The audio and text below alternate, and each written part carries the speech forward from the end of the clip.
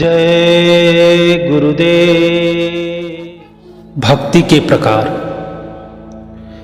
ये जो भक्ति है यह 3 प्रकार की होती है, नवधा, प्रेमा और परा। यह 3 प्रकार की भक्ति जिससे हमारा कल्याण हो सकता है। जब हम तीनों अच्छी तरह से सीख लेंगे और इसका उचित प्रयोग करेंगे तो 3 प्रकार की भक्ति, नवधा भक्ति, इसका सही उपयोग ही हमारे जीवन का लक्ष्य होता है। नवधा भक्ति। नवधा भक्ति में गुरु के चरणों का वंदन करना, उनके वचनों को अपने दिल में बसाना, कीर्तन के द्वारा परमात्मा के गुण गायन करना, जो सत्य है उस नाम का सुमिरन अपने श्वास श्वास से करना, परमात्मा व गुरु चरणों का ध्यान सदा स्मरण रखते हुए रहना, गुरु स्थल पर जाकर के नमस्कार करना, परिक्रमा करना, परमेश्वर को, मालिक व खुदा को सेवक जानना या मानना और अपने मन को स्थिर रखना, प्रभु के हुक्म को अच्छा संयम मानना, संसारिक पदार्थों की माया छोड़कर सब कुछ प्रभु को जानना। इस नवधा भक्ति का एक भी गुण हम अपने अंदर धारण कर लें तो हमारा इस दुनिया से उद्धार हो सकता है। अगर इसके सभी गुण कोई धारण कर ले तो उसे बंदे का कल्याण हो सकता है। दूसरी भक्ति है प्रेमा।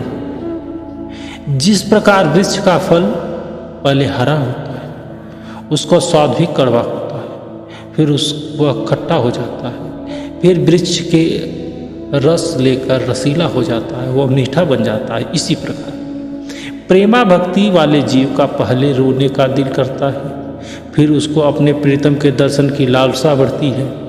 यह समझकर कि मृत्यु से बिछड़कर वह दुख पा रहा है और गदगद हो जाता है, कभी परमेश्वर के गुण गाता है और कभी चुप्पी धारण कर लेता है। इस अवस्था में वह सांवला हो जाता है और जैसे जैसे प्रेम बढ़ता जाता है तब उसका खाना पीना कम हो जाता है। बस वह तो रात दिन प्रभु के प्रेम में मस्त रहता है और उसके मुंह का रंग पीला हो जाता है और यह सत्य के संग जा मिलता है। तब यह प्रभु को सब जगह देखता है। इस दशा में इसके मुख का रंग लाल हो जाता है और मन ज्ञानमय हो जाता है। तीसरी भक्ति पराभक्ति। उच्च अवस्था में पहुंचकर पराभक्ति शुरू होती है। तब मनुष्य का आत्मा ब्रह्म रूप हो जाती है। यही कल्याण का स्वरूप। इस प्रकार तीनों ही आनंद अवस्था की भक्ति प्राप्त होती है। इस तरह हमें भी अपने गुरु द्वारा बताए गए मार्गों के ऊपर चल के पूरी श्रद्धा भाव से, उसके द्वारा समझाई गई युक्ति से, उसमें श्रद्धा रख के पूरी निष्ठा के साथ भजन सुमिरन में बैठना चाहिए। जब हम पूरी श्रद्धा और निष्ठा के साथ भक्ति में जुट जाते हैं वही हमारी असल भक्ति कहलाती है। वह मिलने के बाद हमारी यही जिम्मेदारियां ही उस भक्ति में लीन कर लेती हैं जो उस पूर्ण संत सदगुरु द्वारा समझाई गई युक्ति है। उस पर चलते हुए हर रोज हमें अपना ध्यान एकाग्र करके भजन सुमिरन ध्यान करना है। उस कुल मालिक की याद में बैठना है। कुल मालिक की याद में बैठते हमारी असली भक्ति शुरू होती है और इस भक्ति द्वारा ही हम सच्चे परम पिता परमेश्वर से मिल सकते हैं। अगर उस गुरु द्वारा बताई गई या समझाई गई युक्ति द्वारा हम उस कुल मालिक की याद में नहीं बैठेंगे, जब तक हम उसको याद नहीं करेंगे तब तक हमारा संत मत में आना व्यर्थ है।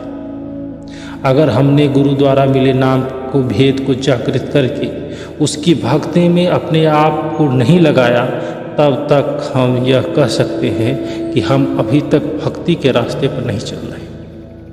जब तक हम भक्ति के रास्ते पर चलकर उस कुल मालिक को याद नहीं करते, उसका सुमिरन भजन नहीं करते, तो हम यह कह सकते हैं कि हम अभी भक्ति के मार्ग पर नहीं चल रहे, यह चल नहीं पा रहे। भक्ति मार्ग पर हम तभी चल सकते हैं जब हम अपने आप को रोज कुल मालिक की यादें मिठाएं, अपने मन को समझा बुझाकर भक्ति में लगाएं, तभी हमारा यह भक्ति का स्वप्न साकार हो सकता है। इस भक्ति द्वारा हमें मुक्ति प्राप्त होगी, यह अपने मन को समझाना पड़ेगा। जय गुरुदेव।